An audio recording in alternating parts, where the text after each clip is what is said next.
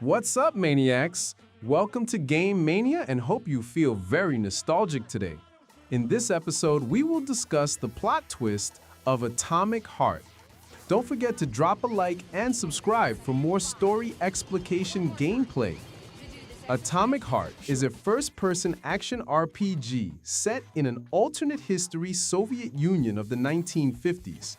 Imagine a world where, after World War II, the USSR didn't just rebuild, it became a hyper-advanced futuristic superpower powered by robotics, AI, and a substance called Polymer that completely reshaped society. The game mixes retro Soviet aesthetics with sci-fi horror, robots, mutants, and a conspiracy that runs deep into the foundations of the new Soviet utopia. The Soviet scientist Dmitry Sechenov discovers Polymer and uses it to create robots, a massive communication system, and even neural implants. This launches the USSR into a technological golden age, where machines do all the labor and citizens enjoy a life of comfort. I see you finally begun your assignment, and it's been less than an hour. Sehr gut. Jawohl, mein Führer. What did you just say? I said the signal's on the fritz, but thanks anyway, Herr Stockhausen. Dr. Sechenov already filled me in. But of course, something goes very wrong. The world background. The alternate USSR. After World War II, the Soviet Union rises as the world's most technologically advanced nation. The breakthrough is the discovery of Polymer, a liquid-like material that stores massive amounts of energy, can be injected into human bodies, becomes the foundation for robotics. This innovation leads to the creation of the Kollektiv network, a Soviet AI system designed to connect all robots and eventually all people through neural implants, essentially creating a hive mind society run by the state. By 1955, Sechenov is ready to launch Kollektiv 2.0, a neural interface that allows citizens to control robots with their thoughts and instantly learn new knowledge. This is the in-universe explanation. The USSR wants a population that is super educated and tightly unified through technology. Atomic Heart takes place inside Facility 3826, the crown jewel of Soviet scientific progress. You play as Major Sergei Nechaev, codename P3, affiliation KGB Special Assignments. He is a loyal soldier working directly under Sechenov. But beneath the surface, he is mentally unstable and has a damaged memory, something that becomes crucial later. The frontal lobes are partially destroyed, causing the patient to experience bouts of uncontrollable rage. The patient's steel prostheses render him dangerous to those around him. The patient is immersed in a surreal psychedelic reality that prevents him from accepting the consequences of his aggressive behavior. The patient experiences intense hallucinations. Did you see your wife again, my boy? How did you know that? Yet a Voskhod implant will give the patient artificial memories and allow him to overcome his obsession with his deceased wife. Your wife. It's all bullshit. I've never been married. With Voskhod, we can send the agent's consciousness into the imaginary world of Limbo via a pulse aimed directly at his pituitary gland, switching the Major into combat mode on command. P3's main companion is Charles, or Keratin, a sentient AI living inside P3's glove.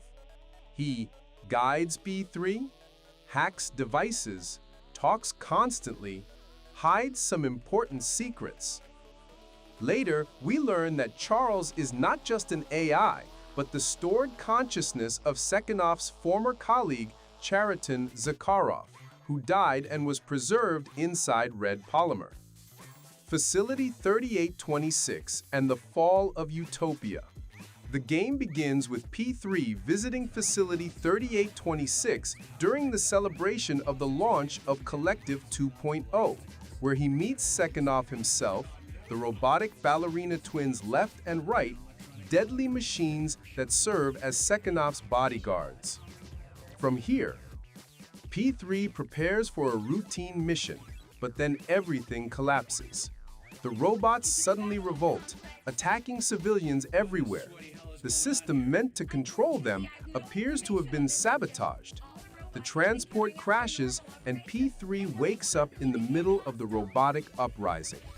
According to Sechenov, the man behind the sabotage is Dr. Viktor Petrov, a lead engineer of the Kollektiv project.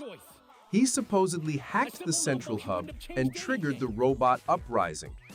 P3's first major mission, find and capture Petrov alive. This is what launches our journey into multiple research hubs filled with killer robots, mutants, and secret experiments. Early on, P3 is rescued by a mysterious ally, Granny Xena, an old woman who is heavily armed, knows more than she lets on, and fiercely opposes Sechenov.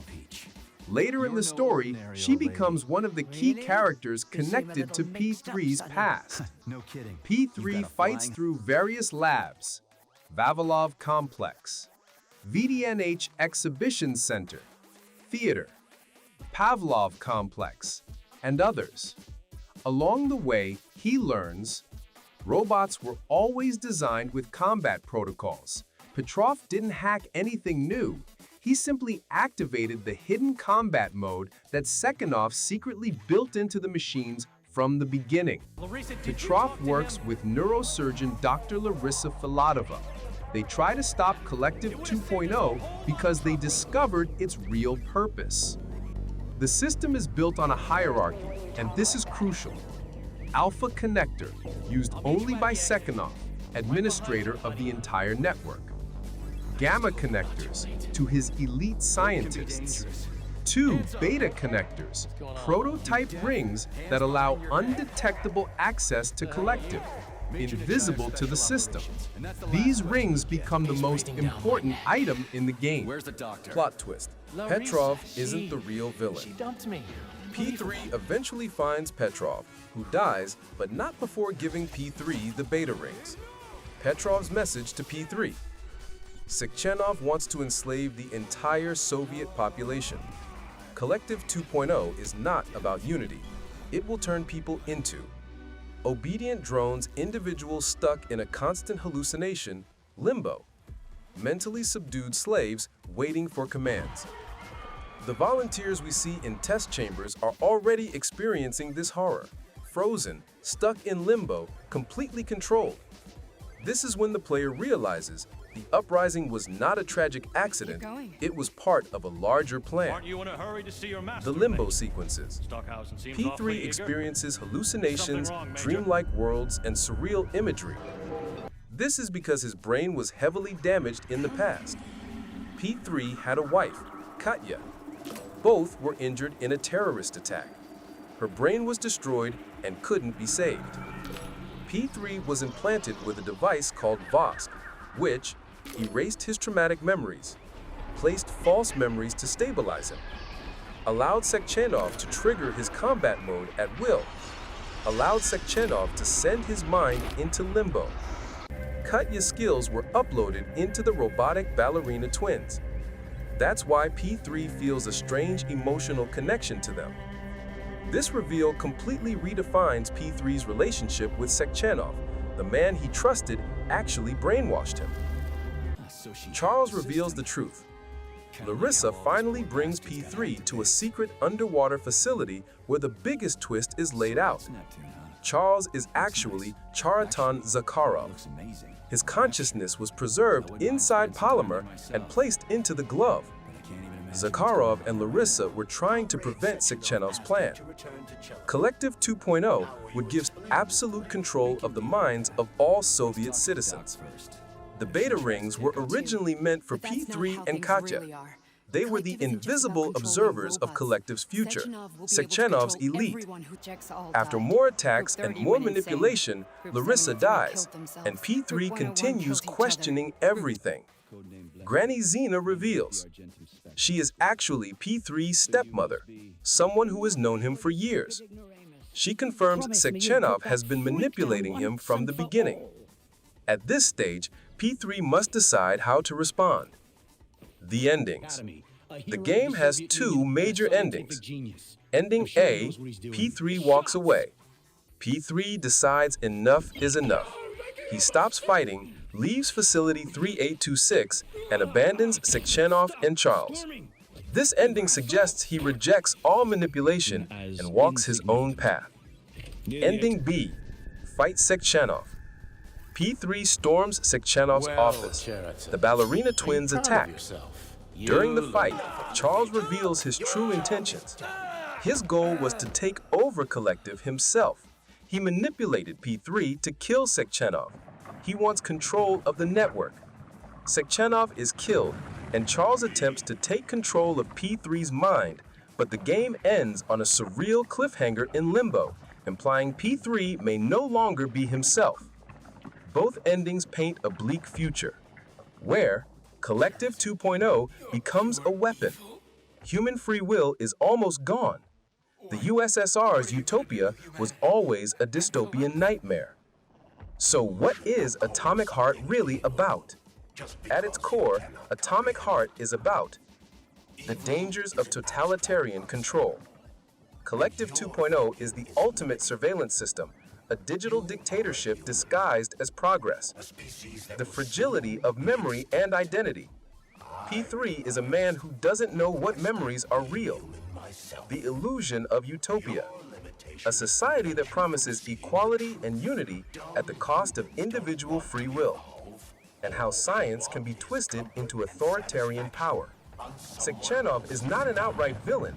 He's a scientist who believes the ends justify the means. And a satire of Soviet exaggeration. Gigantic robots, propaganda posters, over-the-top optimism, all contrasted with horrific consequences. So, that's all for today. I hope you enjoy the video, the story, and the game. Don't forget to drop a like and a subscribe for more new upcoming story game explication.